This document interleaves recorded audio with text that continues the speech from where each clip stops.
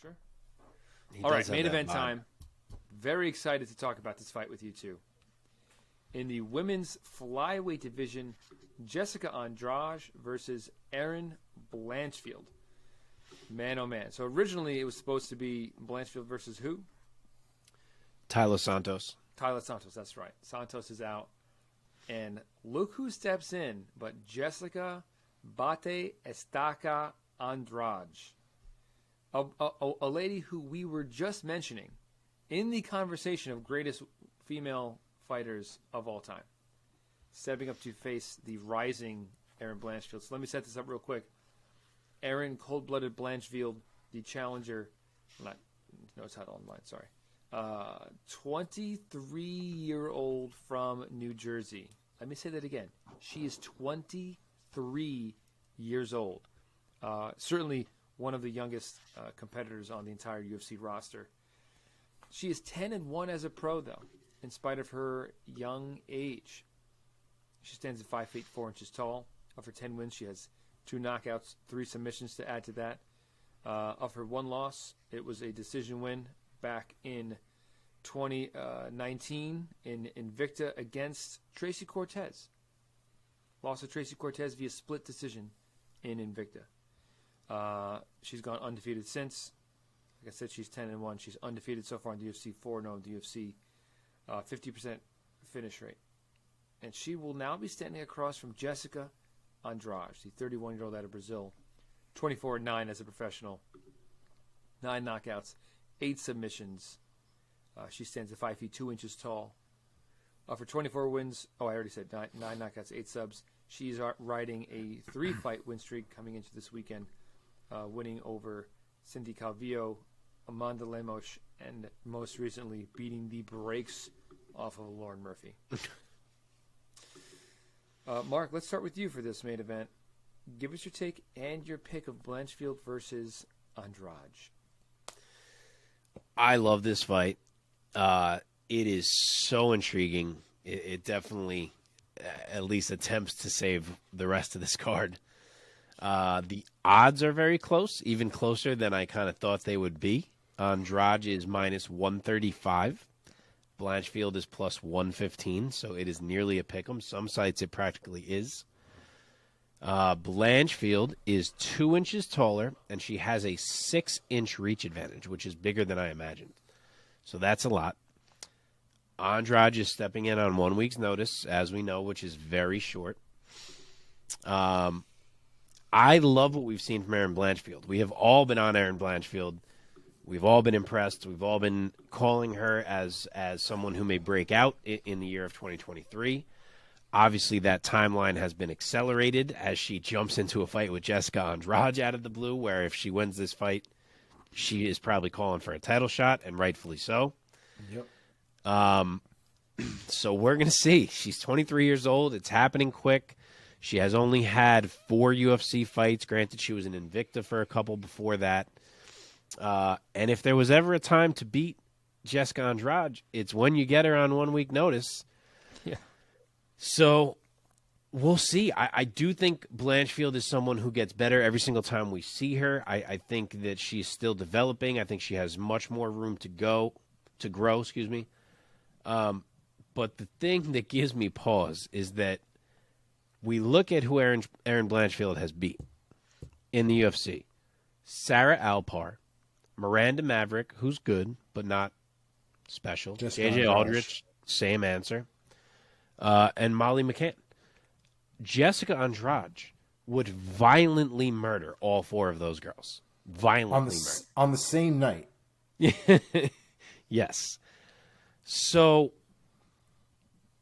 while I think it's possible we could see a day where Erin Blanchfield is this good, and I think she has the tools to be this good, that she belongs in fights that are on this level, I can't pick her to beat a Jessica Andrade when I've only seen her fight the people that I've seen her fight. Like, obviously, you can see the skills are there, but it's just such a different depth of water that she is going to be swimming in with a Jessica Andrade. The strength of Andrade, the speed of Andrade, the comfort in the striking of Andrade, the power that is in every single shot.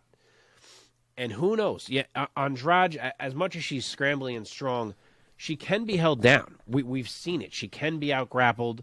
Valentina even went that route in her fight to try to not mess around with the Andrade power so much.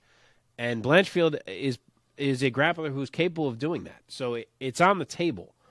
But I just respect the game of Jessica Andrade too much and respect the power that she carries too much. And I think at some point in the first 3 rounds, she clips Blanchfield in an exchange and puts her down. I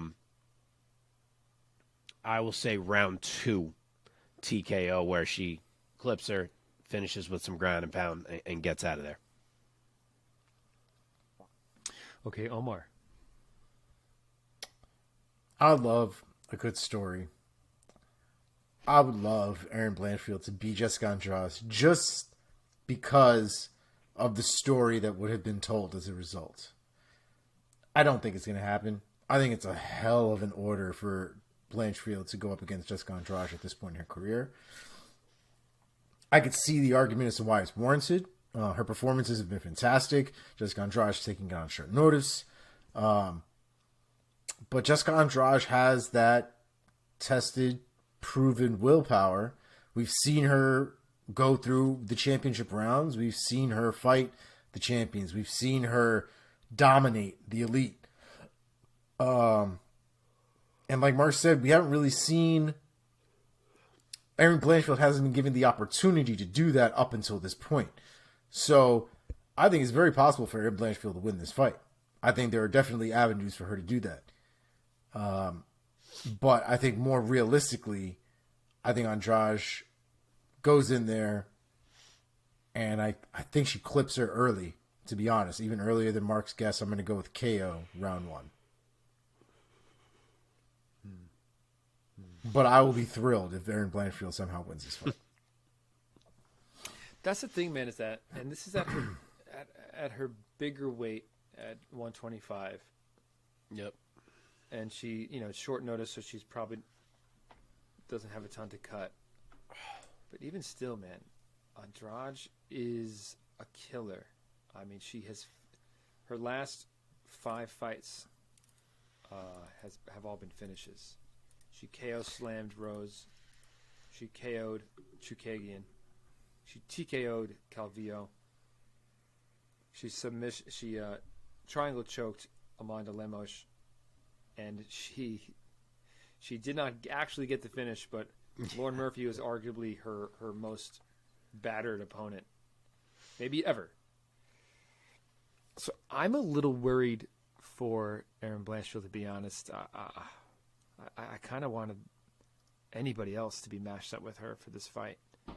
I think her youth, even though she's probably she's going to be the bigger, taller person in there. I mean, Andrade. We were talking about this before the show began, man.